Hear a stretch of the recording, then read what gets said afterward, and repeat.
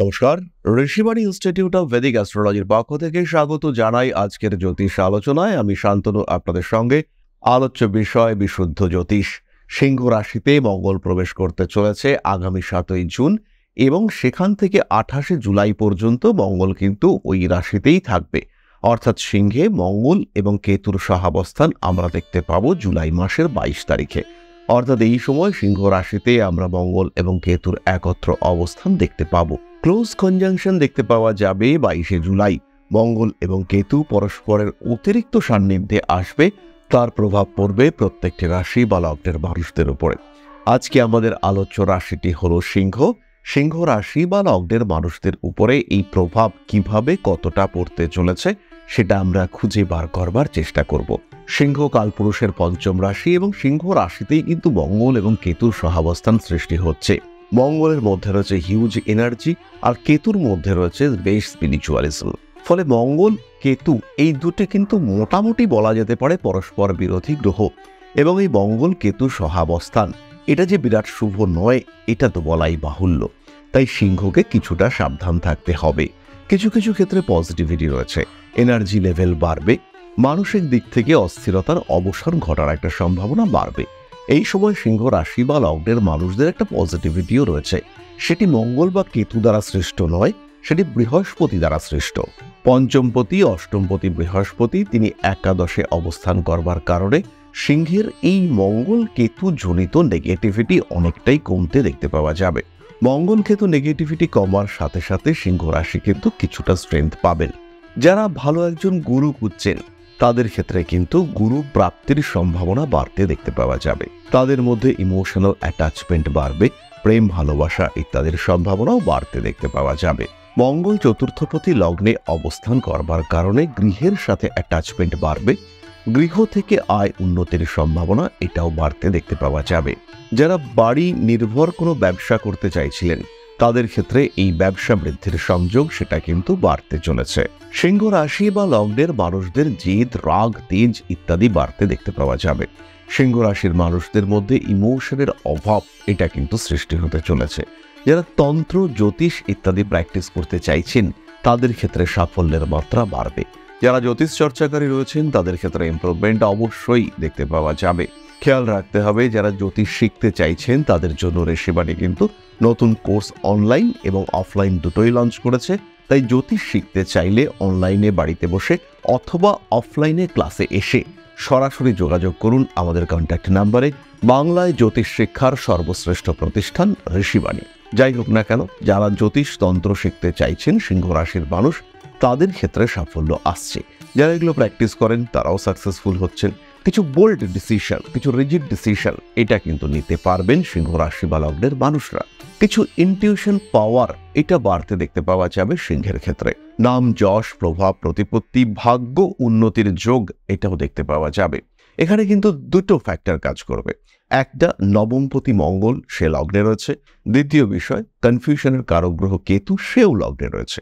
এই মঙ্গলের রিজিডিটি এবং কেতুর কনফিউশন এই দুটো কিন্তু আপনাকে একটু ডিস্টারবেন্সের মধ্যে ফেলতে পারে।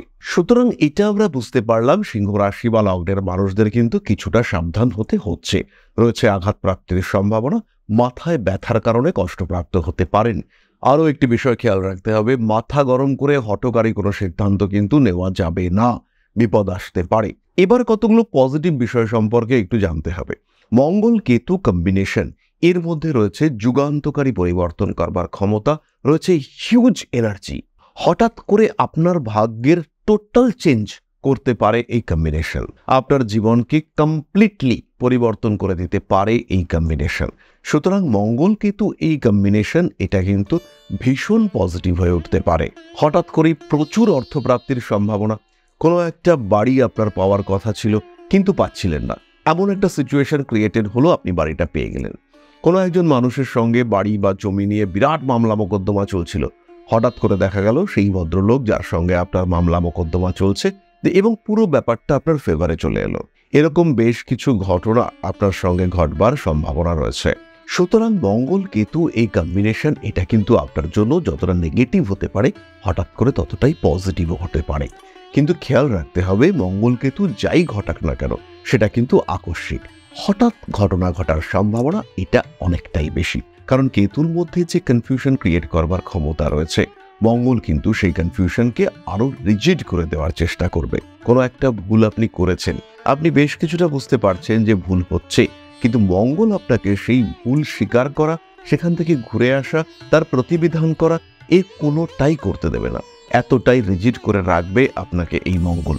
সুতরাং মঙ্গল কেতু এই সময় কিন্তু নিজেকে স্থিতিশীল রাখতে হবে, নিজেকে ধীর স্থিতধী এটা রাখবার চেষ্টা করতে হবে। মানুষের কথা শুনতে হবে, কথা বলতে হবে কম, নিজেকে স্থির রাখার জন্য মেডিটেশন করতে হবে। এই সমস্ত কার্যাবলী কিন্তু আপনাকে ভালো রাখবে, সুস্থ রাখবে। এরপরে আমরা চলে আসবো নাক্ষত্রিক আলোচনা প্রসঙ্গে। প্রথম নক্ষত্র মঘা, কিছু সুযোগ আসতে দেখতে পাওয়া যাবে। বাড়ি পরিবর্তনের সম্ভাবনা রয়েছে, প্রেমে পড়তে পারেন নতুন করে। কোনো একজন নিম্নস্তরীয় ব্যক্তির সঙ্গে সম্পর্কে যুক্ত হওয়ার সম্ভাবনা বাড়তে দেখতে পাওয়া যেতেই পারে। রাজনৈতিক সক্রিয়তা বৃদ্ধির সম্ভাবনা দেখতে পাওয়া যায়, হঠকারিতা অ্যাভয়েড করতে হবে। রয়েছে যান্ত্রিক গোলযোগের সম্ভাবনা, মাতৃতুল্য ব্যক্তিবর্গের কারণে সমস্যাগ্রস্ত হতে পারেন। আইনি জটিলতা অ্যাভয়েড করার চেষ্টা করতে হবে। প্রিয় বস্তু হাতছাড়া হয়ে যাওয়ার একটা সম্ভাবনা দেখতে পাওয়া যায়। যে কোনো ধরনের ফাইন্যান্সিয়াল ডিল আপনার জন্য লাভজনক হতে পারে। নাম যশ প্রভাব প্রতিপত্তি বৃদ্ধির সম্ভাবনা দেখতে পাওয়া যায়। সমস্ত অনৈতিক কার্যাবলী থেকে নিজেকে সরিয়ে রাখার চেষ্টা অবশ্যই করতে হবে। পরবর্তী নক্ষত্র পূর্ব ফাল্গুনী, দাঁত তোলা বা দাঁতে কোনো অপারেশন ইত্যাদির সম্ভাবনা দেখতে পাওয়া যায়। টাকা পয়সা হঠাৎ ব্যয়ের সংযোগ দেখতে পাওয়া যাবে। অনৈতিক কার্যাবলী থেকে নিজেদেরকে দূরে সরিয়ে রাখার চেষ্টা করতে হবে। ভালোবাসার মানুষদের সঙ্গে অ্যাটাচমেন্ট বাড়াতে হবে। রাগ, জেদ, তেজ ইত্যাদির উপর নিয়ন্ত্রণ বজায় রাখা উচিত। কিছু প্রাপ্তি সুখ এটি আপনার ক্ষেত্রে সৃষ্টি হতে পারে। অনৈতিক সমস্ত কার্যাবলী থেকে নিজেকে দূরে সরিয়ে রাখতে হবে। প্রেমিক কিংবা প্রেমিকা সম্পর্কের মধ্যে তৃতীয় ব্যক্তির আগমনের একটা সংযোগ দেখতে পাওয়া যায়, এবং এই ক্ষেত্রে কিন্তু আপনি কনফিউজড হয়ে যাবেন যে কোন দিকে যাওয়া উচিত এবং কি করা উচিত। সোশ্যাল মিডিয়ায় যথেষ্ট উন্নতি করতে পারছেন পূর্ব ফাল্গুনী নক্ষত্রের মানুষরা, এবং নিজেকে প্রচার করবার জন্য এটা কিন্তু আদর্শ একটা সময়। পরবর্তী নক্ষত্র উত্তর ফাল্গুনী, জীবনে নতুন সুযোগ আসতে চলেছে। নতুন করে প্রেমে আসক্ত হতে পারেন। বাবার শরীর স্বাস্থ্য নিয়ে অল্প বিস্তর দুশ্চিন্তা, কিছু অর্থ ব্যয়, তারপরে দুশ্চিন্তার অবসান ঘটতে পারে। 22শে জুলাইয়ের আশেপাশে হঠাৎ আঘাতপ্রাপ্তির সম্ভাবনা কিন্তু অনেকটাই বেশি।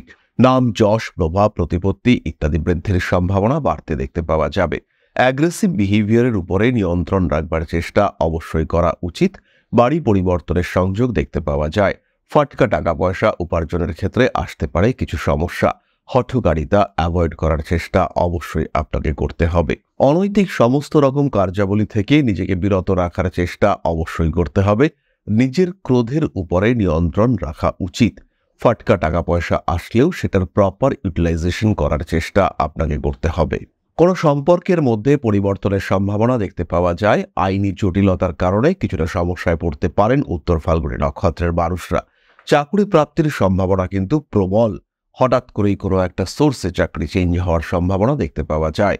প্রমোশন, অ্যাপ্রিসিয়েশন, ট্রান্সফার ইত্যাদি আপনার জন্য লাভজনক হতে চলেছে। সুতরাং সিংহ রাশি এবং তার 3 নক্ষত্র মঙ্গলের এই সঞ্চারে কতটা প্রভাবিত হবেন সেই সম্পর্কে সাধারণ আলোচনা আমরা সম্পূর্ণ করলাম। এরপরে আমরা চলে আসব প্রতিকার সংক্রান্ত আলোচনায়। সিংহ রাশি বা লগ্নের মানুষজনকে এই সময় অবশ্যই পাঠ করতে হবে মহামৃত্যুঞ্জয় মন্ত্র।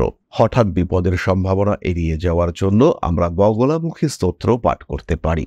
এর সঙ্গে সঙ্গে আমরা নবগ্রহ স্তোত্র পাঠ করব, সিট্রিন ব্রেসলেট ধারণ করব। নিজেদেরকে সুস্থ, সুন্দর, স্বাভাবিক রাখার জন্য, সচ্ছল রাখার জন্য ধারণ করব 7মুখী এবং 6মুখী রুদ্রাক্ষের কম্বিনেশন। এর সঙ্গে সঙ্গে একটি ছোট্ট টোটকা আমি আপনাদের সঙ্গে শেয়ার করব। একটি পেতলের প্রদীপ আপনাদেরকে সংগ্রহ করতে হবে। প্রত্যেক দিন সন্ধ্যাবেলা বাড়ির দক্ষিণ পূর্ব কোণে সেটিকে জ্বালাতে হবে।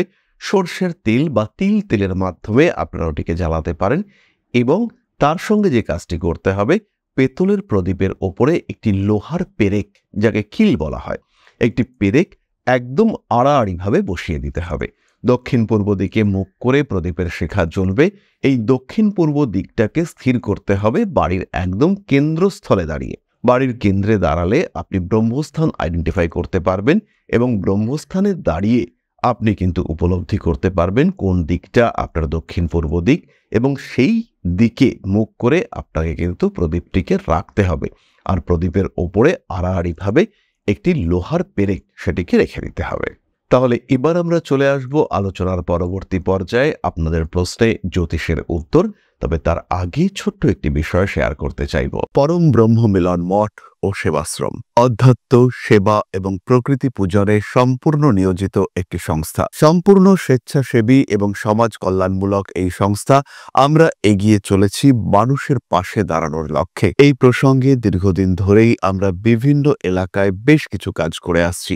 আপনাদের সহযোগিতা, আপনাদের পাশে দাঁড়ানো, আপনাদের হাতে হাত মিলিয়ে এগিয়ে নিয়ে আসার চেষ্টা, আপনাদের সহযোগিতা, আপনাদের পাশে দাঁড়ানোর প্রয়াস, এই সমস্ত কিছুই আমাদেরকে এগিয়ে নিয়ে চলেছে। আমাদের পাথেয় হয়ে উঠেছে আপনাদের ভালোবাসা। বিগত বেশ কিছুদিন ধরেই আমরা বিভিন্ন অনগ্রসর এলাকায় কাজ করে চলেছি। কখনো আমরা শিশুদের মধ্যে শিক্ষা উপকরণ বিতরণ করেছি, কখনো আমরা পুজোর পোশাক বিতরণ করেছি, কখনো তাদের খাদ্যের ব্যবস্থা করেছি। আমরা কন্টিনিউয়াসলি তাদের পড়াশোনার জন্য 2টি ফ্রি কোচিং সেন্টার শুরু করেছি। তাদের মধ্যে ক্রিয়েটিভ অ্যাক্টিভিটিগুলিকে জাগ্রত করবার জন্য সম্পূর্ণ বিনামূল্য একটি নৃত্য শিক্ষা প্রশিক্ষণের ব্যবস্থা সেটা আমরা করতে সক্ষম হয়েছি। এবং এই প্রত্যেকটি পদক্ষেপেই আমরা পেয়েছি আপনাদের সঙ্গ, আমরা পেয়েছি আপনাদের সহযোগিতা, আমরা পেয়েছি আপনাদের ভালোবাসা। আমরা শীতকালে কম্বল বিতরণ করেছি, আমরা মায়েদের মধ্যে খাদ্য উপকরণ, পুষ্টি উপকরণ বিতরণ করেছি, আমরা বিতরণ করেছি ডেঙ্গুর সময় প্রচুর মশারি। এই প্রত্যেকটি কাজেই আপনারা ছিলেন আমাদের পাশে। বর্তমানে মানুষের ভালোবাসায় আমরা ধীরে ধীরে আরেকটু বড় হয়ে উঠছি। এই অবস্থায় বর্তমান পরিস্থিতিতে এই কাজগুলিকে আরো এগিয়ে নিয়ে যাওয়ার জন্য, সুষ্ঠুভাবে করবার জন্য প্রয়োজন একটি পরিকাঠামো। তাই আমরা চিন্তা ভাবনা করছি একটি আশ্রম ফরমেশনের, এবং এর জন্য প্রয়োজন জমি, এর জন্য প্রয়োজন পরিকাঠামো। তাই যারা আমাদের সাবস্ক্রাইবার রয়েছেন, যারা আমাদের ভিউয়ার রয়েছেন, যারা আমাদের ফলোয়ার রয়েছেন, যারা আমাদেরকে ভালোবাসেন, যারা আমাদের পাশে থাকেন, প্রত্যেকটি সহানুভূতিশীল মানুষের কাছে আমাদের অনুরোধ, সাধ্যমতো সামান্য পরিমাণে আপনারা এগিয়ে আসুন। বিন্দু বিন্দুতে সম্পূর্ণ হবে সিন্ধুর গঠন, তৈরি হবে পরম ব্রহ্ম মিলন মঠ ও সেবাশ্রমের পরিকাঠামো। তাই যারা বিভিন্ন সময় বিভিন্ন অবস্থায় মানুষের পাশে গিয়ে দাঁড়ান, যারা প্রকৃতিকে ভালোবাসেন, যারা জীবনকে এগিয়ে নিয়ে যাওয়ার পথে অন্যকে সাহায্য করতে পছন্দ করেন, সেই রকম প্রত্যেকটি মানুষের কাছে আমাদের সাধারণ অনুরোধ, আমাদের এই মহৎ উদ্দেশ্যকে সফল করে তুলবার জন্য যতটুকু সম্ভব, যতটুকু সাধ্য অবশ্যই এগিয়ে আসুন, বাড়িয়ে দিন সামান্য সহযোগিতার হাত। অধ্যাত্ম, সেবা এবং প্রকৃতি পূজনের এই মহান কর্মে, মহান ব্রতে ব্রতী হয়েছি আমরা। আমাদের সঙ্গে হাতে হাত মিলিয়ে আপনারাও যতটুকু সম্ভব এগিয়ে আসুন। সবার প্রচেষ্টায় এই বিরাট কর্মযজ্ঞ সাফল্যমণ্ডিত হবে। সবাইকে জানাই অগ্রিম ধন্যবাদ। আমরা জানি আপনাদের সহযোগিতা আমরা পাবো। বেশ কিছুদিন ধরেই বহু মানুষ আমাদেরকে সাহায্য করে চলেছেন, কারণ আমাদের ইন্ডিভিজুয়াল সামর্থ্য অতি ক্ষুদ্র, তার মাধ্যমে এই মহৎ কার্যগুলিকে সম্পূর্ণ করা সম্ভব নয়। তাই প্রত্যেকের ছোট্ট ছোট্ট সহযোগিতার হাত আমাদেরকে এগিয়ে নিয়ে চলেছে। আমরা এগিয়ে চলেছি সাফল্যের লক্ষ্যে। আপনাদের ভালোবাসা এভাবেই আমাদের পাশে থাক, আমরা সফল হবই। তাহলে এবার আমরা চলে আসি আপনাদের প্রশ্ন প্রসঙ্গে। প্রশ্ন করেছেন সাদিয়া আফরোজ, জন্মস্থান নারায়ণগঞ্জ, 21 মে 2001 সোমবার, সকাল 9টা। আমার বিয়ে নিয়ে যদি কিছু বলেন, আমি একজনকে পছন্দ করি, তার সাথে আমার বিয়ে হবে কিনা, এবং আমার ক্যারিয়ার নিয়ে যদি কিছু বলেন। সাদিয়া, জন্মকুণ্ডলিতে তোমার দ্বিতীয় প্রেমে বিবাহ হওয়ার সম্ভাবনা রয়েছে, এবং আশা করা যায় আমাদের বিচার হিসেবে তুমি যে মানুষটির সঙ্গে রয়েছো বা যাকে পছন্দ করো, এটাই তোমার দ্বিতীয় প্রেম। তাই এর সাথে বিয়ে হওয়ার সম্ভাবনা কিন্তু অনেকটাই বেশি। তোমার ক্যারিয়ার মাঝারি, খুব যে উন্নত ক্যারিয়ার কখনোই বলবো না, কিন্তু অর্থনৈতিক দিক থেকে সমৃদ্ধি, স্বস্তি এগুলি তোমার ক্ষেত্রে রয়েছে। যথেষ্ট উপার্জন এবং প্রয়োজন অনুযায়ী সাফিসিয়েন্ট আর্নিং তোমার ক্ষেত্রে দেখতে পাওয়া যাবে। নিশ্চিন্তে থাকা যায়, ভালো থাকছো তুমি, এই বিষয়ে কিন্তু কোনো রকম কোনো সংশয় নেই। বিবাহিত জীবন মাঝারি, বিয়ের আগে অবশ্যই একটা পূর্ণাঙ্গ জ্যোতিষ বিচার করিয়ে নেওয়া উচিত। তাহলে আজকের আলোচনা আমরা আর দীর্ঘায়িত করব না। সবাই সুস্থ থাকুন, ভালো থাকুন। মা শ্রী শ্রী আদিশক্তির আশীর্বাদ আপনাদের জীবনকে আরো আরো আরো সমৃদ্ধ করে তুলুক। জয় মা আদিশক্তি। নমস্কার।